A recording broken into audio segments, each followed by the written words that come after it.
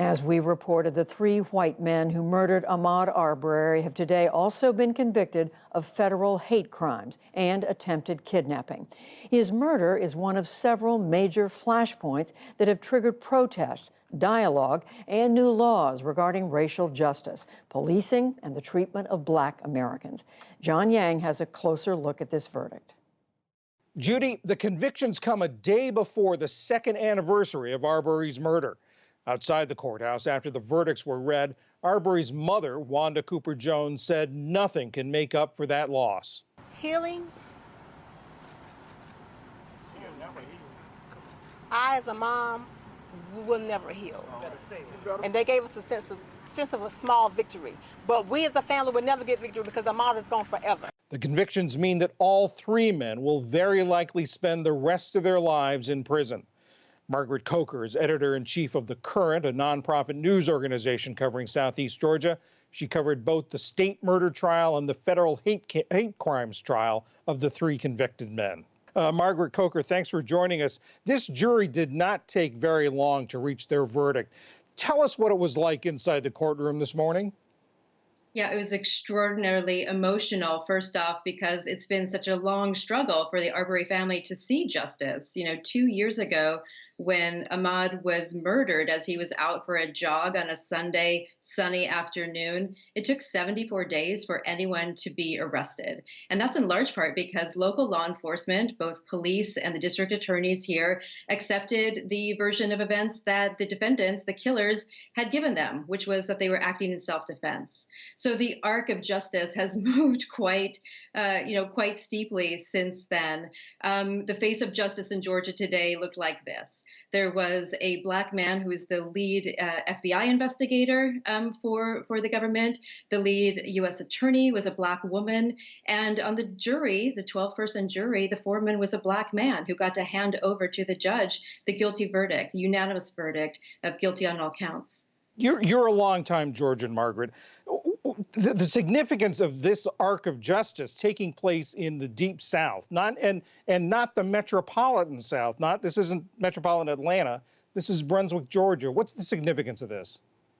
Yeah, Brunswick is a majority-minority town. It's surrounded by a majority white county. And for decades, Black people here have felt both implicit and explicit racism in the police force. We at The Current have done a deep dive investigation into the police department that was in charge of this case. Years have gone by without Black people seeing meaningful justice, both in criminal and in civil cases here. So people in Brunswick are celebratory. My goodness, they have gone through extraordinary amount of struggle in order to feel like they are defended by law enforcement instead of being targeted by law enforcement. And now their town is going to go down in history as the place where Georgia has secured the first federal hate crimes victory in its whole history.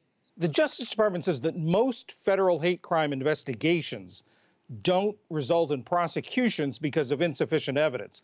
What was the evidence that the prosecution presented in this case? Right. For your viewers who watched the state murder trial that was broadcast live on TV, the prosecutors in that case left out a lot of the evidence about race and kept racial issues as a very, very small part of the case that they secured their murder convictions on. Here, the federal hate crimes trial, everything depended on the prosecutors being able to prove that the defendants weren't just killers, but they were racist killers. And so we saw a barrage of social media postings, text messages, what one defense attorney called communications with like-minded people. It is the stereotypical racist white South. And they show themselves in their true colors, and they show themselves with their own words, calling Black people for years names like monkeys and savages. It was just extraordinarily hard to hear for both, I think, the Arbery family, but for all of us who were sitting in the court as well. What was the defense's argument? The defense hardly put up an argument. Now, in U.S. courts, the defense doesn't have to mount a defense. The burden of proof is all on the prosecution. So there were three separate defense attorneys. Only one presented a witness. And the brunt of the argument sort of went like this, that the defendants, all three white men, of course, all of whom lived in this majority white neighborhood known as Satilla Shores, that they weren't racist, they were vigilantes. They were aggressively trying to patrol their neighborhoods from all threats, whether it was a suspicious white person or a suspicious black person. So the argument of being race neutral but aggressive towards strangers was the only real defense that they put up. Outside the courthouse after the verdict, Arbery's mother was very sharp in her criticism of the Justice Department. They had reached a plea deal, which the family opposed and the judge rejected. Talk a little bit about that. That's right. Before the trial even started, a plea deal had been worked out between prosecutors and two of the defendants, Travis and Greg McMichael.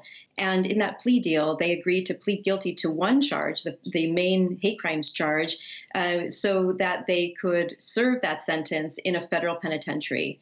And Arbery's parents had vociferously argued against that deal. They did not want any special measures or any perceived leniency to their son's killers. They did not want the McMichaels to be serving a sentence in a federal prison. They wanted both of them, to stay in a Georgia state penitentiary, which is viewed by people here in Georgia as one of the most terrible places to spend a sentence. Margaret Coker, editor-in-chief of The Current, thank you very much. You're welcome.